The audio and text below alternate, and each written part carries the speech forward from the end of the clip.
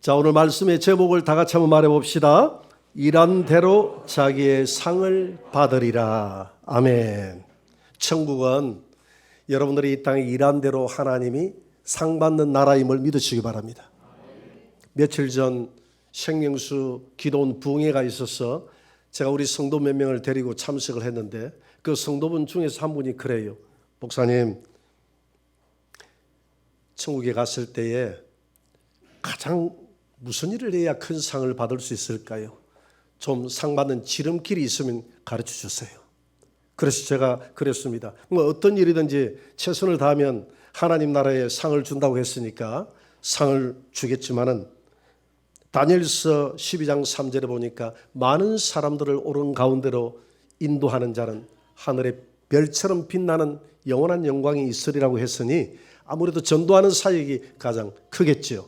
그랬더니 이번 주부터 당장 전도 나가겠다고 그래요. 그래서 전도하는 게 있느냐고 해서 저 밖에 가야 돼 우리 역전 밑에서 주일 1시 반에 전도하니까 거기 나가서 하면 된다고 했더니 이번 주 당장 나가서 전도하겠다고 그래요.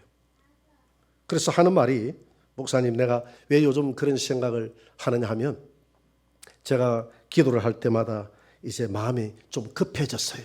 첫째는 내가 나이가 들어가니까 조만간에 주님 앞에 서야 된다는 사실 때문에 주님의 심판대 앞에 섰을 때 제가 주를 위해서 한 일이 없으면 너무 부끄러울 것 같았어. 이제 남은 생애 동안 오직 주님을 기쁘시게 하는 일을 해야 되겠다는 거예요. 그래서 주님 앞에 섰을 때 사랑하는 내 아들아, 내 딸아, 잘했다라는 칭찬받고 싶다는 거예요. 두 번째는 이 세상이 지금 돌아가는 것을 보니까 너무 악해졌어. 우리 예수님 오실 때가 다 돼가니 그래서 이런 급속하게 주님 앞에 서야 된다는 이런 생각들 때문에 내가 주님 앞에 심판대 앞에 상 주신다고 했는데 그날 책망받는 자가 아니라 상 받는 자가 되기 위해서 내가 이런 마음이 드는 겁니다. 여러분 주님 앞에 이런 마음으로 믿음 생활을 하는 것이 선한 마음인 줄 믿으시기 바랍니다. 그림을 하나 떼어보세요. 노랗게 익은 가을 별을 한번 봅시다. 지금 제가 며칠 전에 저 장례식장에 갔다 오면서 우리 김해 들판을 이렇게 거쳐왔어요. 김해 들판이 저렇게 노랗게 익어 있더라고요. 가을이 되면 추수를 하는데 우리 주님이 추수할 것은 많은데 일꾼이 적구나. 그래서 일꾼들을 보내달라 그랬는데 여러분 저기는 일꾼이 적어도 트랙터 하나 가지고 그냥 덮어버리지 않습니까? 일꾼이 적어도 여러분들은 다 트랙터 같은 그런 일꾼이 되시기를 바랍니다. 그런데 저렇게 노랗게 익을 때까지는 농부의 수고가 있었어요. 우리가 보기에는 야, 참 좋다 싶지만 저기는 농부의 수고와 땀이 머물러 있다 이 말입니다. 그런데 가장 중요한 것은 저렇게 수확을 하기 위해서는 맨 먼저 해야 될 게 뭐냐면 파종을 해야 돼요. 씨를 심어야 돼요. 심지 않고 거두는 법이 없는 줄 믿습니다. 하나님 나라를 심어야 된다 이 말입니다. 저희 누님이 가족 밴드에 올 봄에 글을 올리고 사진을 올렸는데 보니까 호박이 아니라 고구마 그렇지. 고구마 모종을 심었더라고요. 그래서 제가 고구마 모종을 처음으로 심어봤습니다. 이제 가을이 되면 이제 고구마를 풍성히 거둘 것으로 기대하며 모종을 심었습니다. 그랬어요. 그래 보니까 가만히 보니까 사진을 보니까 고구마 모종을 모성기 하듯이 그냥 직각으로 꼭꼭 심어놨더라고요. 그래서 제가 그랬어요. 댓글을 달 때 내가 뭐라고 댓글을 달았느냐 하면 내가 어릴 때 내 기억으로는 고구마 모종은 모신기 하듯이 그렇게 직각으로 꼽는 것이 아니라 이 줄기를 수평으로 이렇게 모종을 심는 것으로 내 기억에 남아있다 이랬더니 거기에 댓글을 달았어요. 자기가 생각해도 그렇대. 내가 아무래도 잘못 심은 것 같으니까 내가 오늘 오후에 당장 내가 바꿔 심겠다 이러더라고요. 그래서 그 다음날 보니까 이걸 수평으로 해가지고 이렇게 쫙 심어놨더라고요. 근데 얼마 전에 가보니까 고구마가 무성하게 이렇게 덮여 있는 것을 보고 이제 열매가 많이 맺겠구나, 수확을 많이 하겠구나 이런 생각을 하게 됐습니다. 그래서 오늘 고린도전서 3장 6절에 바울이 뭐라고 이야기했느냐면 한번 같이 봅시다.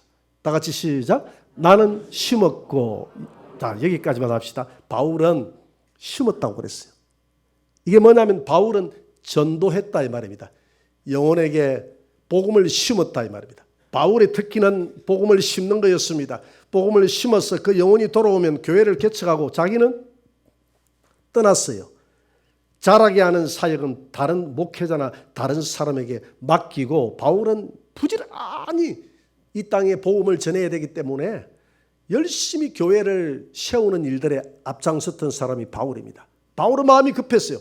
자기가 살아있는 시간 동안 열심히 심어서 교회를 만들어야 된다. 이런 생각으로 열심히 심었습니다. 그래서 바울은 사도행전 20장 24절에서 자기가 복음을 전할 때 어떤 마음으로 복음을 전했는가를 잘 이렇게 표현하고 있습니다. 내가 달려갈 길과 주 예수께 받은 사명 곧 은혜의 복음 증언하는 일에 이를 마치라면 나의 생명을 조금 더 귀한 것으로 여기지 않노라.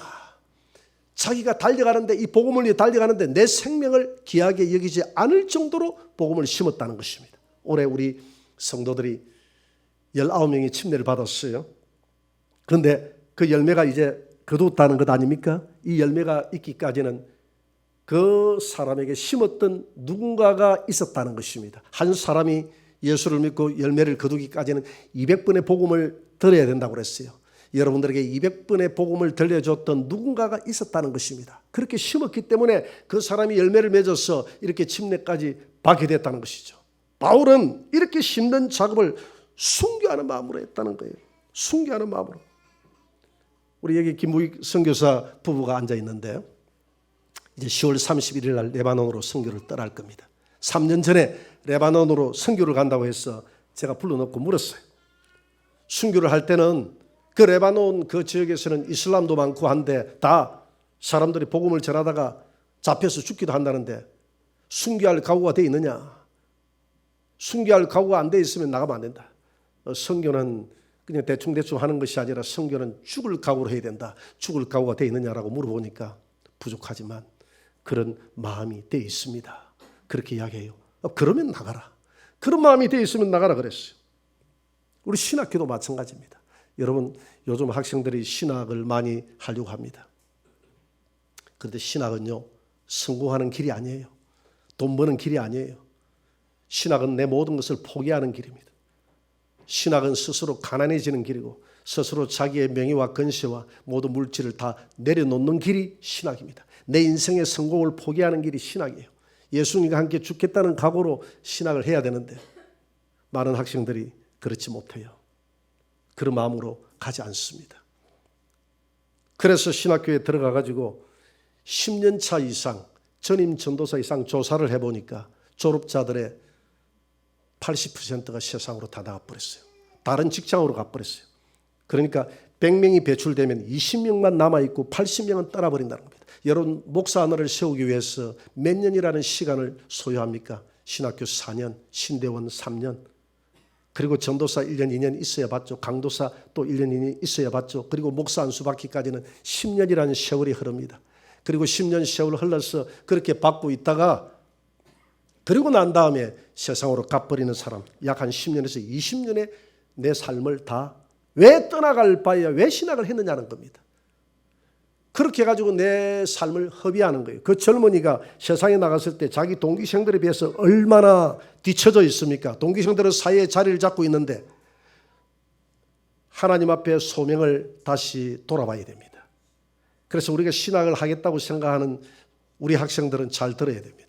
정말 내가 주를 위해서 죽을 각오가 되어 있는지, 사도 바울처럼 복음을 위해서 내 생명을 내놓을 수 있는 그런 마음의 결단이 되어 있는지 돌아보고 주를 위해서 죽을 각오가 되어 있는 사람 신학하라 이 말입니다.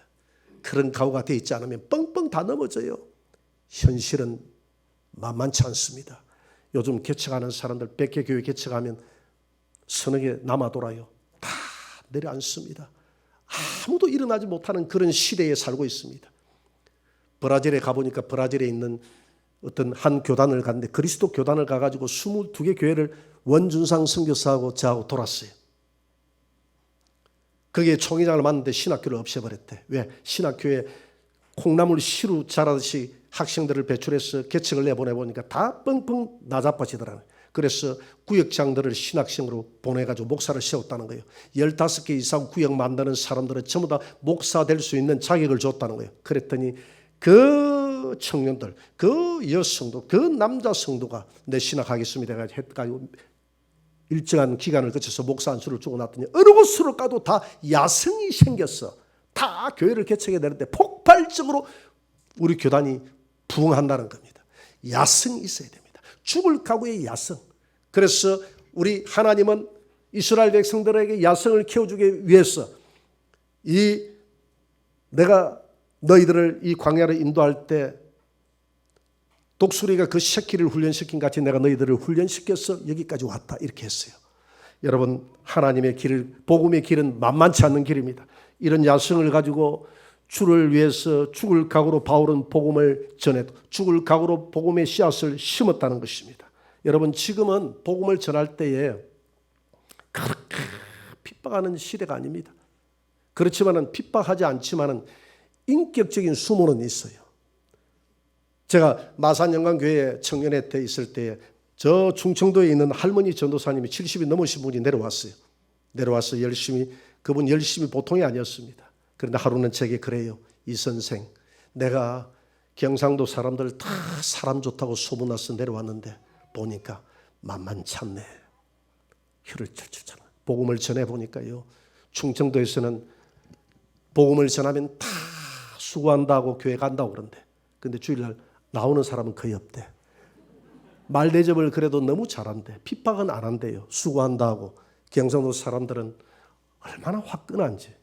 안 믿으면 확실하게 선을 끄는데 욕을 뒤통수 대놓고 해버린다는 거예요.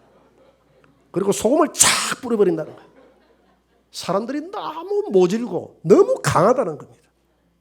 그런데 또 그렇게만 비난하면 또 경상도 와서 미안하잖아요.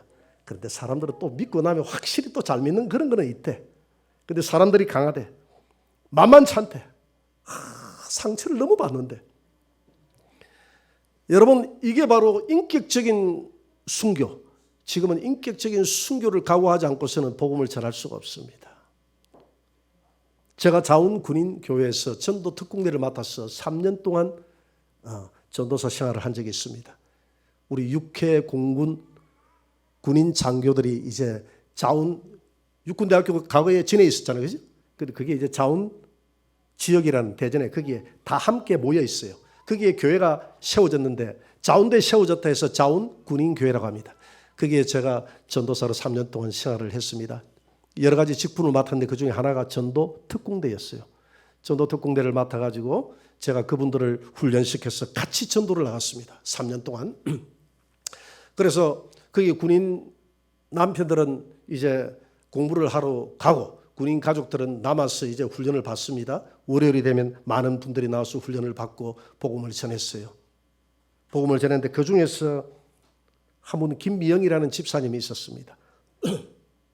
그래서 복음을 전해가지고 이분들은 6개월 내지 1년 동안 남편들이 생활하는 교육 기간이 그래요. 교육받는 기간 동안 그곳에서 생활하다가 이제 야전으로 돌아갑니다. 이 김미영이라는 집사님은 전도 특공대에서 훈련을 받고 열심히 전도하다가 광주 상무대로 갔어요. 상무대가 지금 장성으로 옮겼는데 이 집사님이 갔을 때도 장성이 있었어요.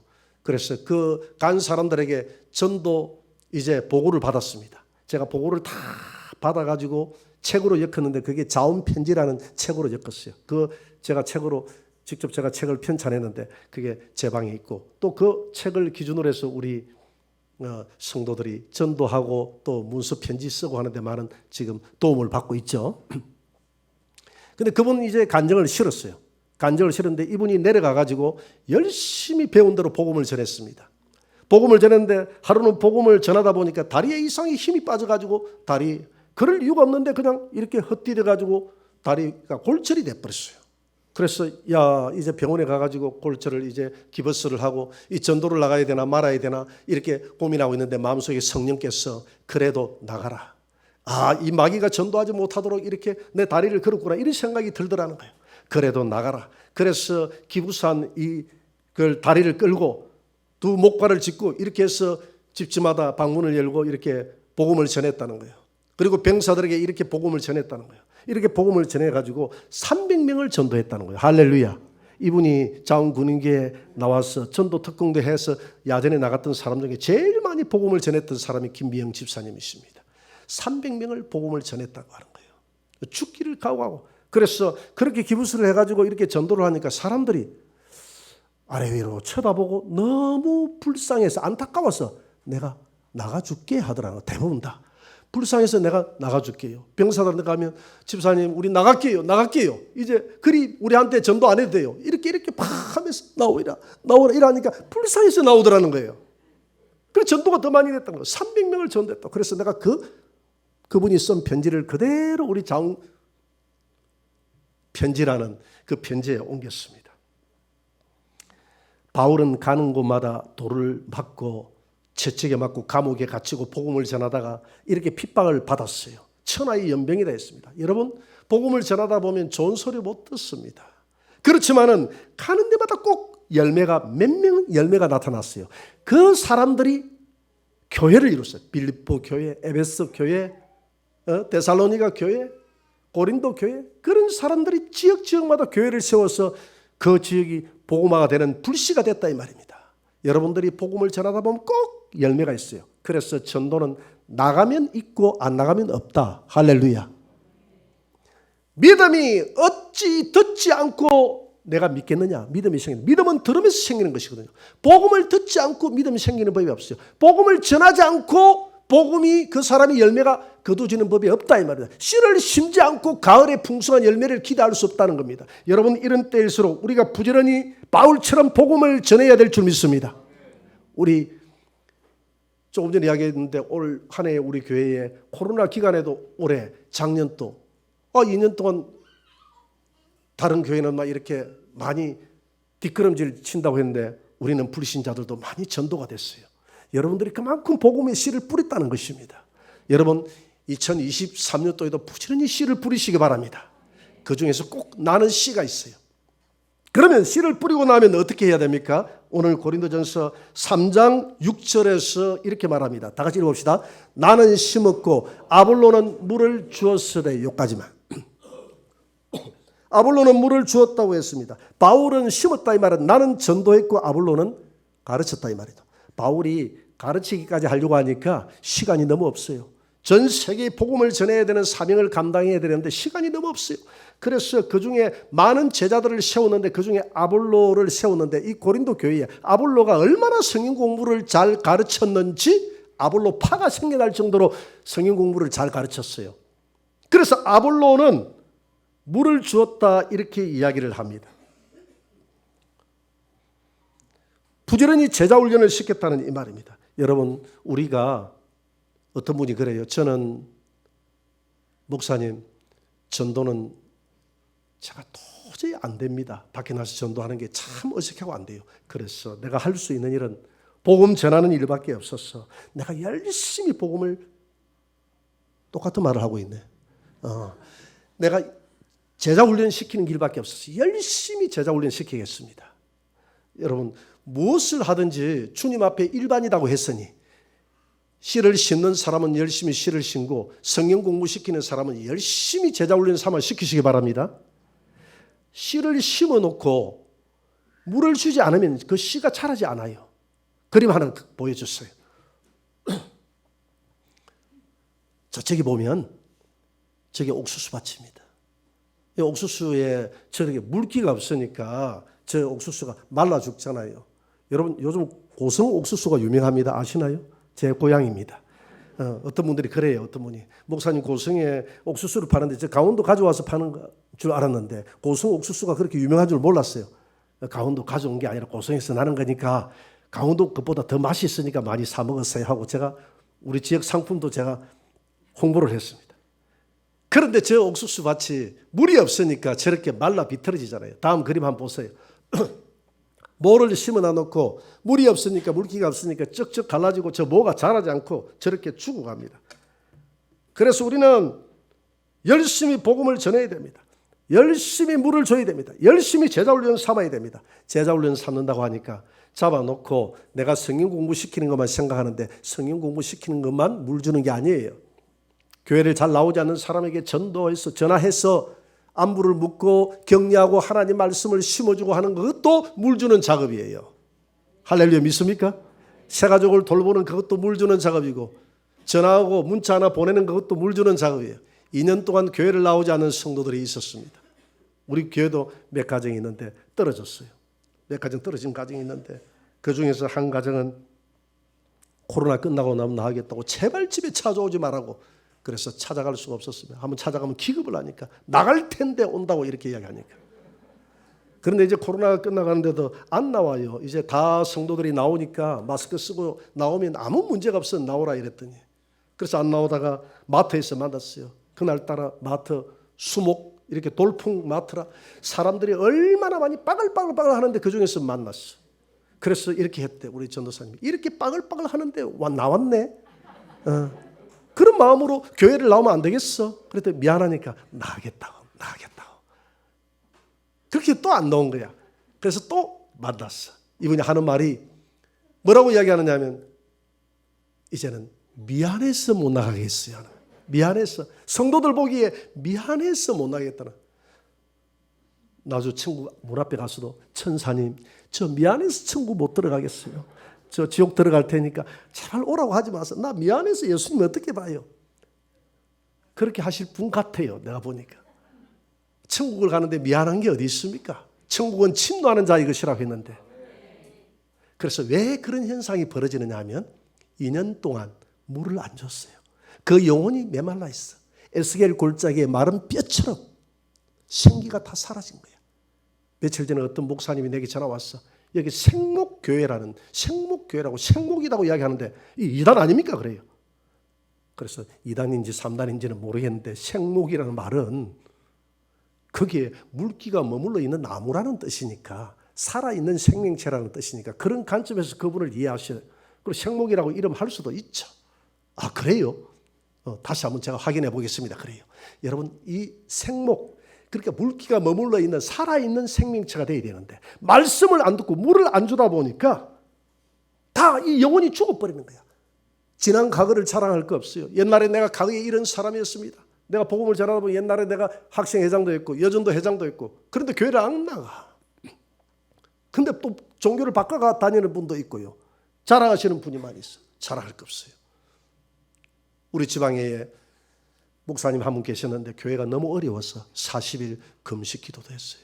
그래서 우리가 가가지고 그분을 보면서 울면서 기도를 해주고 그렇게 사생결단하고 했던 그분이 결국은 교회를 물려주고 나왔습니다.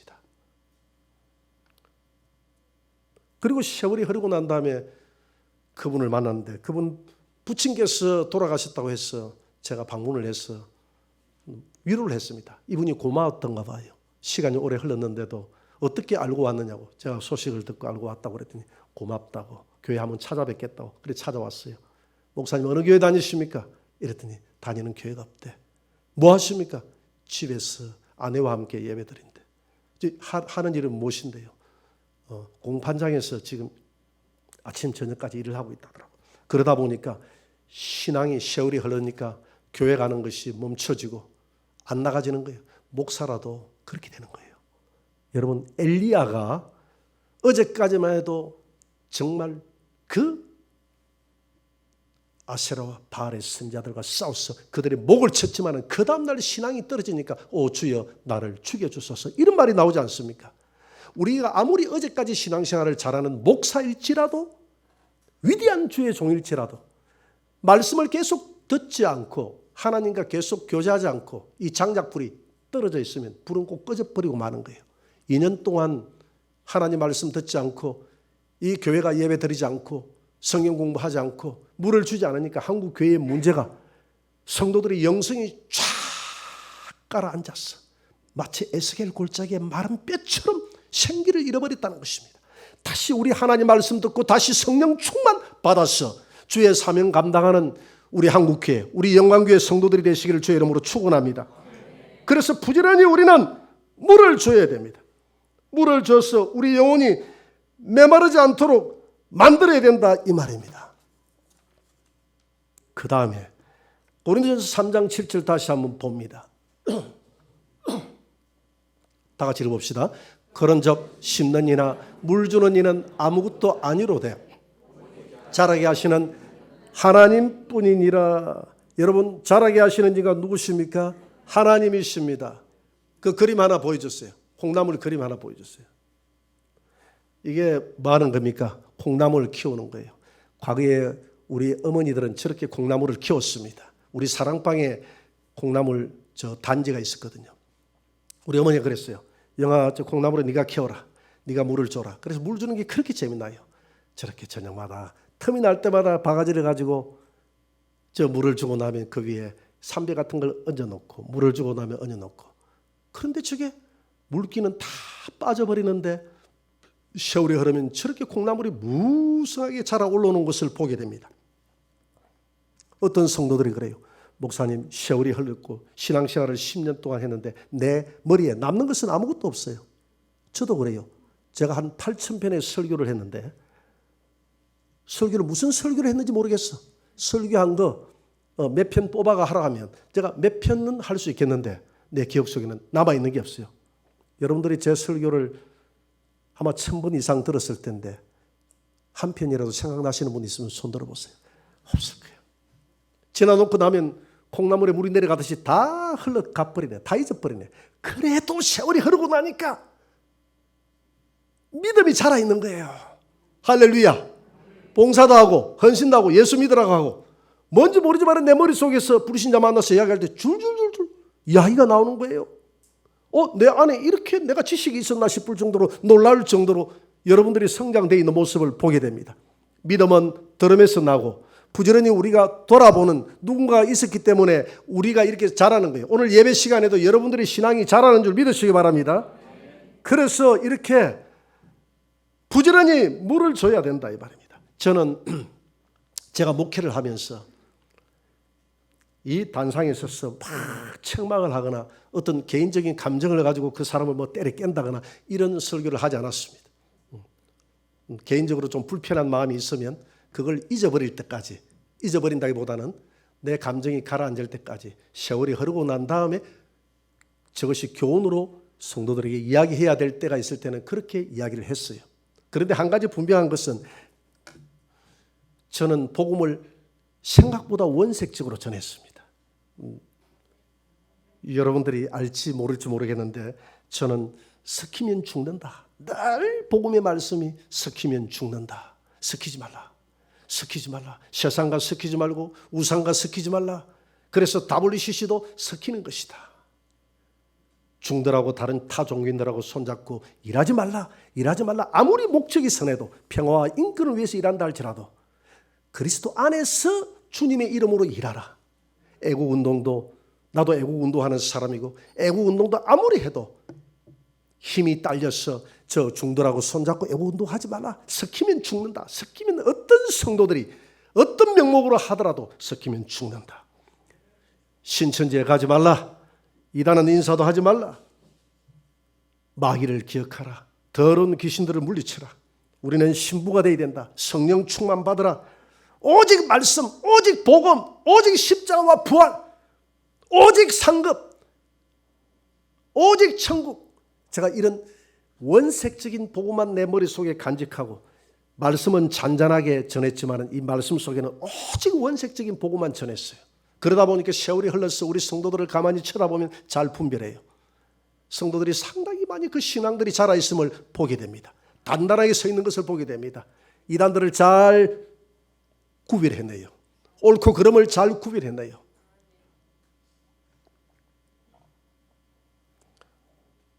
오늘 고린도전서 3장 8절을 한번 봅니다. 다 같이 시작. 심는 이와 물 주는 이는 한 가지이나 각각 자기가 일한 대로 자기의 상을 받으리라. 여러분, 하나님은 히브리서 11장 6절에 보니까 상 주시는 하나님이심을 믿으시기 바랍니다. 오늘 일한 대로 상을 받는다고 그랬잖아요. 그래서 우리 교회 어떤 성도분이 자기가 소속된 기독교 단체에서 말씀을 큐티를 나눌 기회가 있어서 그랬다는 거예요. 우리가 열심히 주를 위해 살아서 하나님 나라에 가서 우리가 상 받는 저와 여러분들이 되시기를 바랍니다. 그랬더니 옆에 듣고 있는 어떤 분이 상은 무슨 상?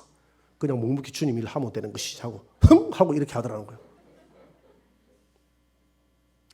저도 그렇게 생각을 했어요.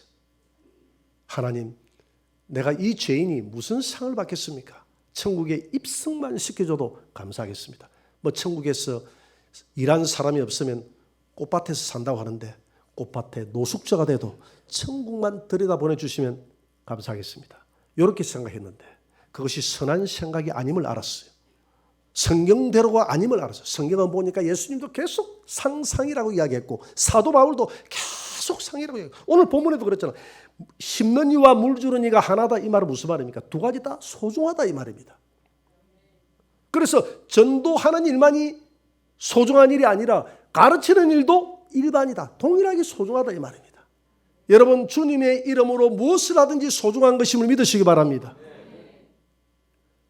주의 이름으로 아침에 이름 없이 빛 없이 운전하시는 분도 있어요. 우리 남자 집사님들 주일날 이렇게 운전. 주의 이름으로 소중히 운전을 하면 하늘나라에서 상급이 있을 줄 믿습니다. 제가 아는 전도사님은 마산영광교회 제가 청년회 때 전도사님이 하루에 제게 와서 하고 막 화가 났어요. 나 이게 그만둔다고. 왜 그랬습니까 전도사님? 남자 전도사님인데 좀 혈기가 있어요. 내가 이렇게 새벽 기도도 운전, 수요 예배 후에도 운전, 주일날에도 운전하다 보니까 성도들이 나를 운전사로 생각하고 이거 하시오 저거 하시오 참 할 것 안 하고 심부름 다 시키고 내가 이 교회 운전사입니까? 내가 전도사지. 그렇게 해서 분노를 유발하더니 또 그만둬 버렸습니다.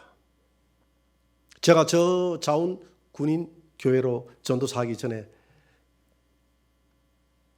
대전에 있는 둔산 침례교회를 잠깐 다녔어요. 그때 거기에 먼저 전도사님으로 계시는 부부가 있었어요. 제게 찾아와서 이런 이야기를 했습니다. 우리는 올 연말에 그만둡니다. 그만두는 이유가 뭔데 하니까 나는 이 교회 전도사로 왔는데 목사님이 바깥에 있는 화장실 청소를 우리 부부에게 시켰는데 지금 1년이 다 돼가는데 우리가 청소하고 있습니다. 내가 이 교회에 화장실 청소하러 온 것도 아니고 전도사로 왔다 이렇게 얘기하더라고. 그러면서 전도사님도 아마 이 교회에 있으면 틀림없이 연말에 새 일꾼들 뽑을 때 내 대신 그걸 시킬 테니까 알고 이 교회 전도사하라 이렇게 하더라고. 그래서 연말 되니까 그분이 예언의 은사를 받았더라고요. 목사님이 일꾼을 발표할 때 바깥 화장실 청소는 이동년 전도사가 하세요. 딱 이렇게 명령해버리는 거예요. 그래서 제가 아멘 했죠. 그 주부터 열심히 토요일 되면 바깥에 가가지고 교회가 크니까 화장실도 커요. 그래서 탁 하고 다 비우고 너무 재미가 있어요. 그런데 여자 화장실은 좀 부담이 돼서 우리 사모 보고 하라고 그랬어요. 사모도 재미가 있어요. 그 둘이서 화장실 청소하고 손을 잡고 집으로 돌아가면 찬양을 하고 가면 얼마나 기쁜지. 그래서 제가 그 이야기를 했습니다. 전도사님이 이렇게 좋은 이 화장실 청소의 이 사명을 왜 분노하며 떠나갔을까? 나 평생 동안 하라 해도 하겠더라고. 너무 왜 그게 내게 위안이 됐냐면 예배당 청소보다는 화장실 청소가 더 하늘의 상급이 클 것 같아. 내 느낌에. 몇 배가 있을 것 같아. 그래서 하늘의 상을 생각하니까 기분이 좋은 거예요. 할렐루야. 오늘 그랬잖아요. 물 주는 이와 심는 이가 한 가지래. 자기가 일한 대로 자기의 상을 받는다고 그랬거든요. 내가 어떤 자세로 일을 하느냐가 중요한 것입니다. 아까 아마 상이 없다고 흥하고 이렇게 하신 분은 상이 없을 거예요. 왜? 하나님은 민수기 14장 28절에 보니까 자기 귀에 들린 대로 시행한다고 그랬거든요. 내가 없다고 하면 없는 거예요. 내가 있다고 생각하고 열심히 하면 하는 거예요. 그 정확합니다. 하나님은 내 생각대로 하지 마시고 성경대로 해야 되는 거예요. 제가 며칠 전에 연말이 되니까 이제 우리 교회가 지금 2달 땡겨서 2023년 회계 연도를 맞이해서 구역을 편성합니다. 지난주에는 구역 편성. 우리 구역장들이 보는 것은 오직 한 가지예요. 우리 구역에 밥할 사람이 나를 도와서 밥할 사람이 있나 없나 요것만 쳐다보는 거야. 나머지 그래 안 보이는가 봐. 밥할 사람이 있나 없나 요것만 쳐다보고. 그리고 항상 비교를 해. 목사님 저 구역에는 밥할 사람이 누구도 많은데 나는 나 빼고 이 한 사람밖에 없어요. 나 빼고 두 사람밖에 없어요. 이렇게 이야기를 해요. 그래서 내가 전도사님한테 그 이야기를 했어요. 내가 항상 구역장 교육을 할 때 그렇게 구역의 식구를 바라보지 말고 구역의 그 영혼을 바라보고 구역을 바라보라고 했는데 어떻게 밥이 그렇게만 보이나? 그랬더니 우리 전도사님이 하시는 이야기가 어쩔 수가 없습니다. 우리가 육신을 입고 있으니까 이게 본능인데 어쩌겠습니까? 이렇게 지극히 자연스러운 거니까 목사님이 그대로 받아들이셔야 될 것 같아요. 이렇게. 그런데 우리 교회 지금 밥할 사람 굉장히 많은 편입니다. 초창기에 개척 초기에는 밥할 사람이 없는 거예요. 성도들은 이렇게 몇몇 있는데 일꾼이 없는 거예요. 그리고 우리 사모가 뭐 음식을 만든다는 이런 재주가 별로 없습니다. 뭐 이건 타고나니까 뭐 어쩔 수가 없어요. 그럼에도 불구하고 사람이 없으니까 본인이 해야 되는 거예요. 그래서 한 3년 정도를 고생했어요. 라면도 본인이 끓이고 국수도 끓이고 밥도 본인이 주도해서 해야 되고 이렇게 해야 되니까 얼마나 힘들겠어요. 그렇게 은사가 없는 사람도 사람이 없으니까 그냥 하는 거예요. 근데 지금은 거기에 비하면 사람이 굉장히 많아진 편이에요. 근데 상대적으로 좀 적을 뿐이지 굉장히 풍성한 것입니다. 그때는 어떻게 생각해야 되겠습니까? 이렇게 생각해야 되는 거예요. 우리 구역은 나 외에 밥하고 청소할 사람이 한 명밖에 없네. 야, 옆에 구역은 보니까 나 외에도 밥할 사람이 6명이나 있네. 그러면 와우! 내가 이번에 밥을 하면 청소를 하면 하늘나라에서 6배로 일하고 일꾼이 있는 데보다 3배의 상을 받는 것이구나. 할렐루야. 1년 동안 이게 겹쳐지면 하늘나라에서 상급이 저 사람하고는 하늘과 땅만큼 차이가 나겠구나. 그래요, 안 그래요? 왜?